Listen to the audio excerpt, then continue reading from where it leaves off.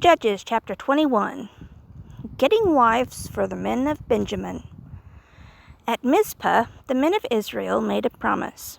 This was their promise: "Not one of us will let his daughter marry a man from the tribe of Benjamin." The Israelites went to the city of Bethel. There they sat before God until evening. They cried loudly as they sat there. They said to God, "Lord, you are the God of the Israelites. Why has this terrible thing happened to us? Why has one tribe of the Israelites been taken away?" Early the next day, the Israelites built an altar. They put burnt offerings and fellowship offerings to God on that altar. Then the Israelites said, "Are there any tribes of Israel who did not come here to meet with us before the Lord?" They asked this question because they had made a serious promise. They had promised that anyone who did not come together with the other tribes at that city of Mizpah would be killed. Then the Israelites felt sorry for their relatives, the people of Benjamin. They said, "Today, one tribe has been separated from Israel. We made a promise with an oath before the Lord. We promised not to allow our daughters to marry a man from Benjamin. How can we make sure that the men of Benjamin will have wives?" Then the Israelites asked, "Which one of the tribes of Israel did not come here to Mizpah?" "We have come together before the Lord. Surely one family was not here." Then they found that no one from the city of Jabesh Gilead had met together with the other Israelites. The Israelites counted everyone to see who was there and who was not. They found that no one from Jabesh Gilead was there.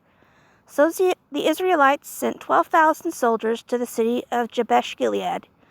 They told the soldiers, "Go to Jabesh Gilead and use your swords to kill everyone who lives there, even the women and children.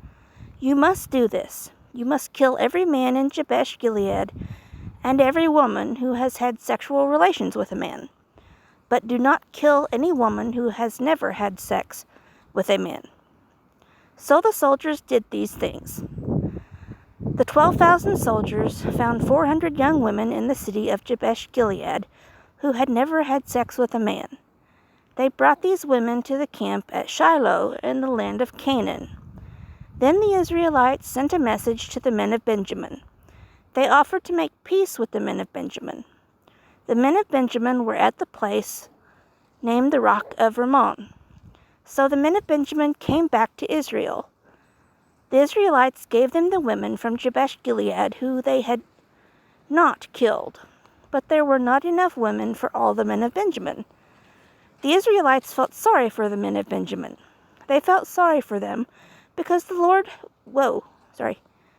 had separated them from the other tribes of Israel.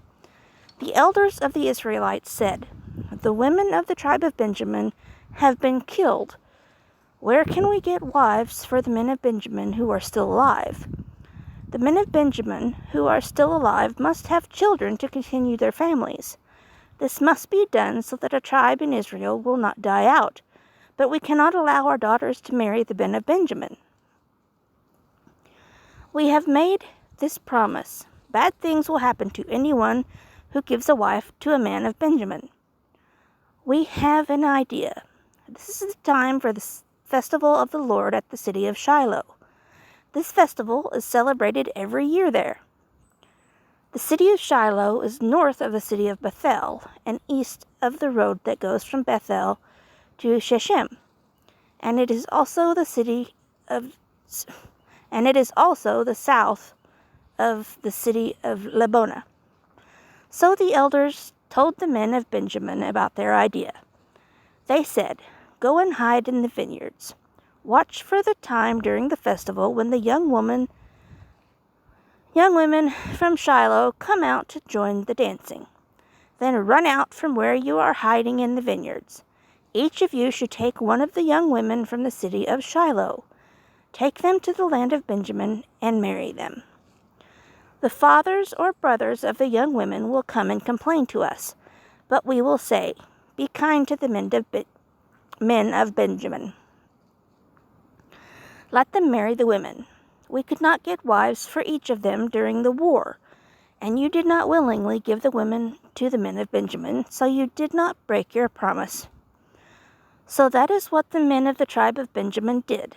While the young women were dancing, each man caught one of them.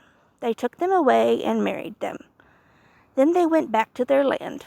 The men of Benjamin built cities again in that land, and they lived in them. Then the Israelites went home.